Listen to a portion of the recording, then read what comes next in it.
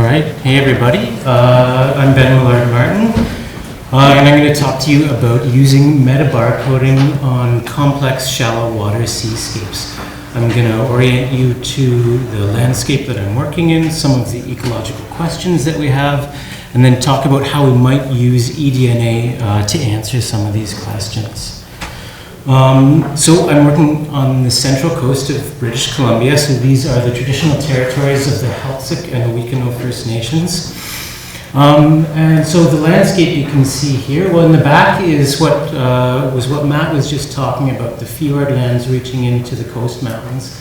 And in the foreground you see this archipelagos of islands ranging in size, and the western edge of which is exposed to the full force of the Pacific Ocean. And that's what you see here in the foreground. And you can see from this image that this landscape is really complex. You can see these sand and gravel beaches broken up by these rocky headlands. And you can see this patchwork of vegetation. From here you can see these kelp forests on the second bay there, and maybe some seagrass tucked in the corner there. And from our work and from lots of other people's work, we know that this determines species distributions and patterns in biodiversity. This is not an exhaustive list, but these are some of the main drivers across different scales. So at large scales, we know that temperature is really important. At mesoscales, fetch, so the exposure to the open ocean, seems to be really important, as well as salinity gradients and disturbance gradients. And at small scales, vegetation characteristics, substrate types, and depth are really important. And there's also some building evidence that connectivity is really important, whether it's seen through the lens of habitat corridors and landscape resistance, or through the orientation of habitat patches on the landscape.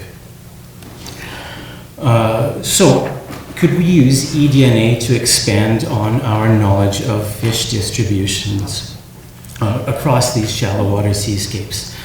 I think we've all drank the Kool-Aid here, so I don't need to justify everything about eDNA, but for us working in this system, eDNA would allow us to sample across a larger range of habitats available to nearshore fish.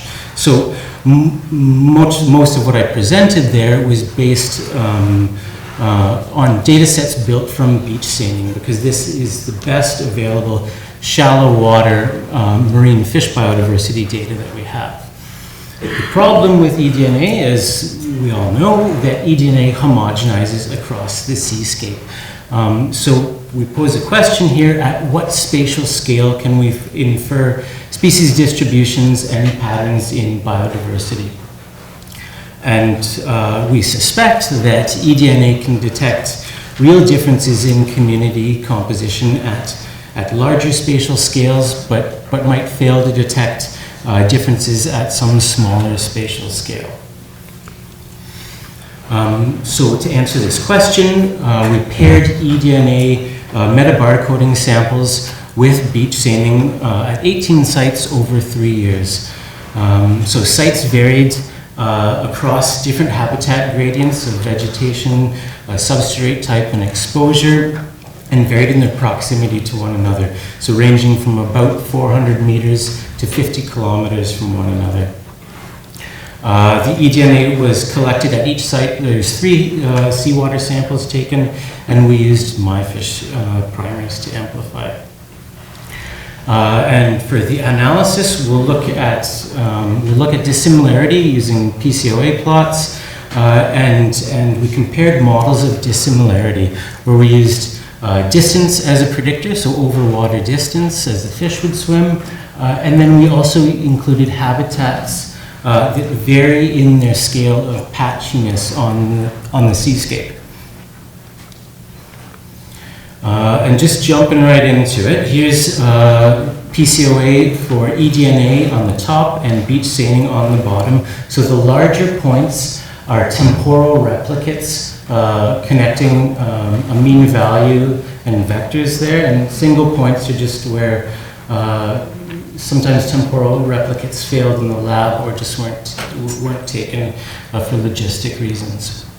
And the first thing that I would point out here is this degree of clustering that we see in the eDNA data. It looks like there's maybe 3, possibly 4 clusters there, and if we look at where those clusters sit in space, there we go. We can see that there's this strong relationship between dissimilarity and space that we don't see in beach seining. And the next thing I would point out is in this top PCOA plot, you see this kind of split between the left and the right here. And if we take a look at the map here, maybe it has something to do with exposure. We've got these blue and orange groups of sites on the left and green and purple on the right. And if we just lay an exposure gradient over top of that, yeah, we see it's pretty clear that PCOA is pretty well correlated with exposure.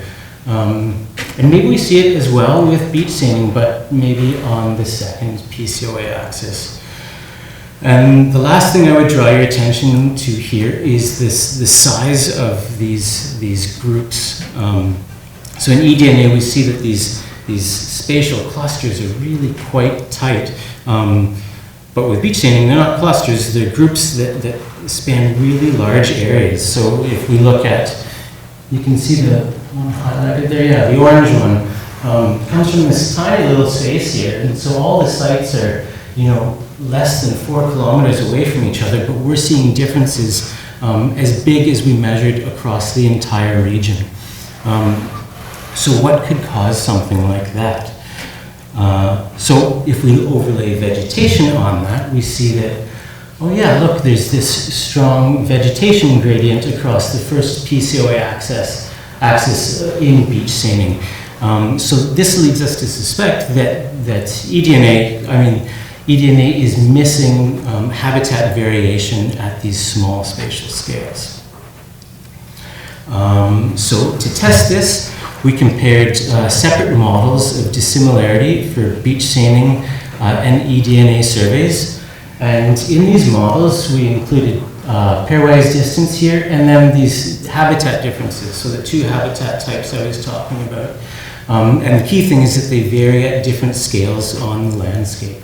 So we included vegetation, which varies at pretty small scales. Here I've just plotted them dichotomously, but in the model they're continuous variables. And exposure varies at hundreds to thousands of meters on the landscape. And we use generalized dissimilarity models. So similar to linear approaches of modeling dissimilarity, we can estimate a relative strength of each variable. But we can also estimate or look at nonlinear relationships between dissimilarity and these habitat gradients. So here are the results. I'll just introduce them one result at a time, and I'll take a moment to discuss how we interpret these plots. So on the y-axis, we have predicted turnover as a function of vegetation cover differences, and on the x-axis, we have vegetation cover. So the first thing we can do is just look at the overall effect, so kind of the height of the line at the end. So we can see predicting about maybe 35% turnover across the entire vegetation gradients, but we can also look at the slope across the gradient. And so this tells us the rate of turnover per unit change in vegetation cover across the gradient. So we can see that there's a faster rate of turnover at lower vegetation covers than there is at higher vegetation covers. Maybe that's not so important, but I think we can agree that vegetation is important for fish distribution as seen through the lens of beach seining. But when we overlay the eDNA model, we find something much different. turnover as assessed with eDNA metabarcoding is not related to vegetation cover at all.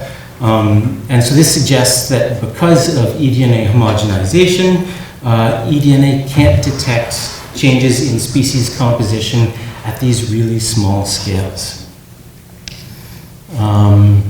In response to exposure, however, ranging at larger scales across the seascape, we find predicted turnover is comparable in both strength and form, and this suggests that at larger scales, eDNA is detecting real differences in species composition.